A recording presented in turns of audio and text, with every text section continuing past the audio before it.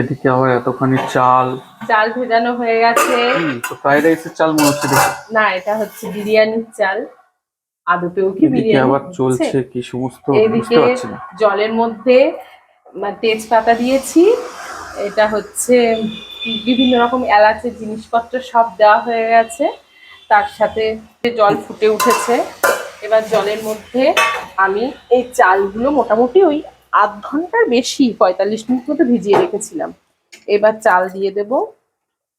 আর এর মধ্যে দিয়ে রেখেছি এলাচ, দারচিনি, লবঙ্গ, তার সাথে দিয়েছি তেজপাতা দিয়েছি, তার সাথে দিয়েছি হচ্ছে একটু সাদা তেল। দিয়ে জলটা বেশ ফুটে উঠেছে, এমন সময় চালটা দিয়ে দিচ্ছি। এবার এর মধ্যেও আরো কিছু দেব চাল দেওয়ার পর।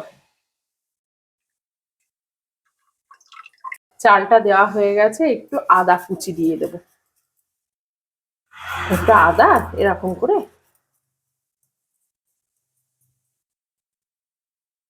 আদা কুচি দিলে কি হয়, ফ্লেভার আসে নাকি? একটা ফ্লেভার হয় সুন্দর।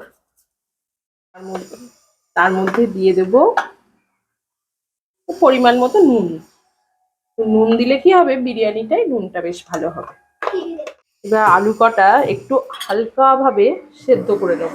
এর মধ্যে দিয়ে দেবো একটুখানি, এর বড় বড় সাইজের আলু নিয়েছি, কিন্তু যেগুলো বেশি বড় সেগুলো হাফ করে নিয়েছি। আর বাদ বাকি আস্তে আস্তেই দিয়েছি এরম সাইজের আলুগুলো। এবার এর মধ্যে আমি একটু দিয়ে দেব সামান্য পরিমাণ হলুদ,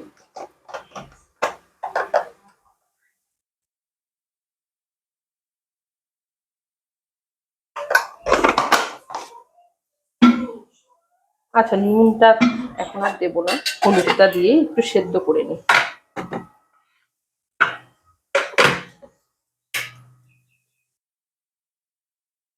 লো ফ্লেমে না হাই ফ্লেমে? হাই ফ্লেমে দিয়ে দিলাম, ও তাড়াতাড়ি তাহলে সেদ্ধ কিন্তু হয়ে বেশিক্ষণ দেওয়া যাবে না। না, সেদ্ধর মতো একটু পরিমাণ মতো সেদ্ধ। এবার বেরেস্তার জন্য কিন্তু কড়াই তেলটা দিয়ে দিলাম, একটু বেশি পরিমাণে তেল দেব। সাদা তেল দিয়েই বেরেস্তাটা করব। এই যে পেঁয়াজ আমার রেডি। আমি কিন্তু এবার মধ্যে এই যে কেশরটা ভিজিয়ে দিলাম, ভেজানো থাক, লাগবে লাস্টে। এই যে চাল কিন্তু আমার যেমন মানে বিরিয়ানিতে রাখার মতো সেরকম হয়ে এসছে, প্রায় এটা হচ্ছে 70% হয়ে এসছে। এই 70% মানে চালটা না এরকম হালকা করলে এরকম ভেঙে যাবে, এরকম করলেই ভালো হয়। এবার এটাকে আমি উবুর দিয়ে দেবো, আর খুব হালকা হাতে নাড়াতে হবে যাতে চালগুলো আস্তই থাকে। এরকম আস্তে আস্তেই চালগুলো রয়েছে, একটুও ভাঙেনি।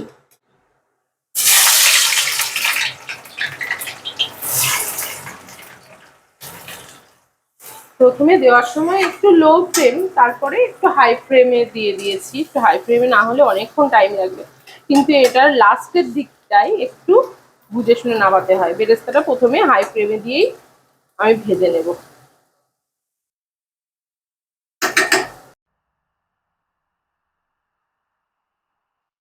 এবার কিন্তু আমার মোটামুটি 60% মতো আলু আমার সেদ্ধ হয়ে গেছে। 60% আলু সেদ্ধ করে আমি এবার তুলে নিলাম। এবার আমি এগুলোকে হালকা করে একটু ভেজে নেব। হলুদ দিয়ে এরকম করে সেদ্ধ করেছি, কি সুন্দর কালার এসছে দেখো। আলুর একটা দারুণ কালার এসে গেছে এখনই, সেদ্ধ করেছি। 60% বলছি কারণ দেখো ওপরের দিকটায় বেশ সেদ্ধ মতো, আর নিচে এই মাঝখানটা শক্ত। এবার যখন ভাজবো তখন কিন্তু মোটামুটি যেমন হওয়ার, মোটামুটি 70 থেকে 80% মতো হয়ে যাবে। আর 20% আমি হচ্ছে ভাপে রাখবো। চলো, করে নিয়েছিলাম, 80% মতো ভেজে নিলাম। মোটামুটি আমার আলুও রেডি, মশলাও রেডি, সব রেডি হয়ে গেছে। এবার আমার বিরিয়ানিতে সাজানোর পালা। স্টার আর জয়িত্রীটা হালকা করে একটু ভেজে নিলাম শুকনো খোলায়। এবার এটাকে হালকা করে একটু গুঁড়ো করে নিয়ে একটু মশলা হিসাবে ছড়িয়ে দেবো। জায়ফল, জয়িত্রী আর স্টার দিয়ে আমি একটু বিরিয়ানি মশলা বাজার থেকে কিনে আনা ছিল, সেটা একসঙ্গে দিয়ে একটু ঘুরিয়ে নিচ্ছি। আর বাটারটা কিন্তু আমি একসঙ্গে একটু গলিয়ে রেখেছি, শীতকাল তো বেশ জমে জমে গেছে। একটু বেশি পরিমাণে প্রথমে দিয়ে নিলাম, নিয়ে ভালো করে পাতা একটু নিচে দিয়ে এরকম ভাবে দিয়ে নিলাম, তাহলে লেগে যাওয়ার চান্সটা একটু কম থাকবে এই আর কি। এবার কি দেবে? মাংস দেব, একটু মাংস। এই মাংসটা কিন্তু আমি একটু আগে ভাগে করে রেখেছি। টোটালি তলায় দিয়ে দেবা? না সিদ্ধ না, হয়ে যাবে তো ভালো। সেদ্ধ হয়েছে। ও নিলাম, রাইস দাও এবার। এবার রাইস দিই। কেওড়ার গোলাপ জলটা মিশিয়েছো?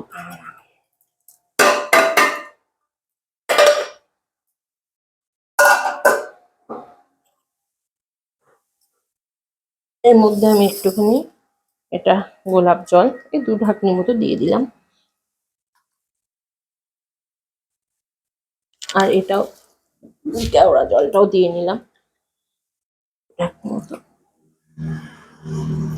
ব্যাস। ওহ, দারুণ গন্ধ ছেড়েছে। হ্যাঁ, এই চালটা সুন্দর এই করে। জন্য আমি দাওয়াতই ব্যবহার করি সবসময়। হ্যাঁ, আমরা কিন্তু দাওয়াত চালটাই ব্যবহার করি, তাহলে কি হয় বিরিয়ানির চালটা না একদম মানে পারফেক্ট হয়। বিরিয়ানির চালের 303ও ভালো। ভালো, কিন্তু দাওয়াতটা যেন বেশি ভালো লাগে। ইন্ডিয়া গেটও ভালো, কিন্তু সব থেকে ভালো লাগে হচ্ছে দাওয়াতটা। এটা আমার আমরা কিন্তু পার্সোনাল দাওয়াতের রিভিউ মতামত। দিচ্ছি না, আমরা হচ্ছে জাস্ট নিজেরা ইউজ করি বলে বললাম।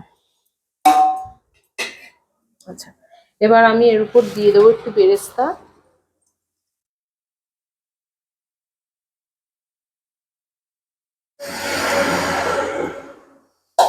তার উপরে দিয়ে দেবো 2টো আলু। বেরেস্তাটা একটু মেল্ট করলে না? ঠিক আছে, যা দিয়েছি ঠিক আছে। তার উপরে দিয়ে দেবো একটু মশলা, বিরিয়ানি মশলা। বিরিয়ানি মশলা কিন্তু মিক্স করে রেখেছি আমি।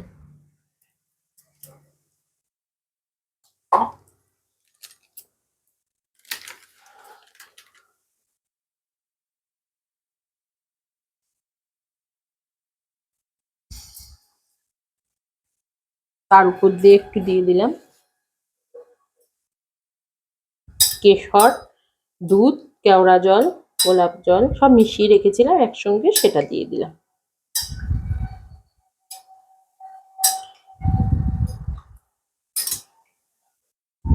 তার উপর দিয়ে একটু সামান্য চিনি দেবো। পরিমাণটা এরকম দেবো, বেশি দেবো না চিনি, চিনি অল্প দেবো। তার উপর দিয়ে দিয়ে দেবো একটু সল্ট। সল্টটাও পরিমাণ বুঝে দিতে হবে, বেশি দেওয়া যাবে না। দিয়ে দিলাম। তার উপর দিয়ে একটু সামান্য ঘি ছিটিয়ে দেবো, কারণ অলরেডি আমরা চালের ভেতরে লবণ একটু দেওয়া ছিল। দেওয়া ছিল, লবণ তো আর দেওয়াই যাবে না। আর তার উপর দিয়ে একটু মাংসের পিসগুলো না বিরিয়ানি হিসাবে করা না, একটু মানে কিন্তু একবার সাজানো কমপ্লিট। এইবার আমি আরেকবার দেবো এর উপর দিয়ে।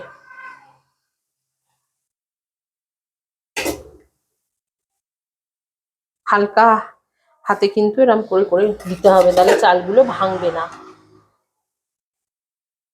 এরকম খুন্তি ব্যবহার করতে হবে। হ্যাঁ, এরকম ধরনের মানে হাতা এটা হাতা এটা সরি। হ্যাঁ, এটা কিন্তু ভাত কাটার জন্য ব্যবহার করা হয় মেন। খুব ভালো ভাত কাটার জন্য হ্যাঁ এগুলো। হ্যাঁ, এগুলো ভাতটা একদম আস্তে আস্তে থাকে। চালটা ভাঙে। তবে সাজালাম, বেরেস্তাটা দিয়ে দেবো, একবার সাজাবো। সাইড গুলো তো দাও একটু। হুম,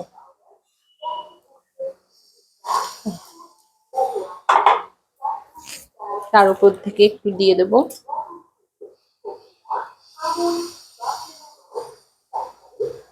একবারের মতো রাখলেই হবে। তার উপর একটু ঘি দিয়ে দেবো। ঘি আর বাটারটা আমি আজকে মিশিয়ে নিয়েছি একসঙ্গে।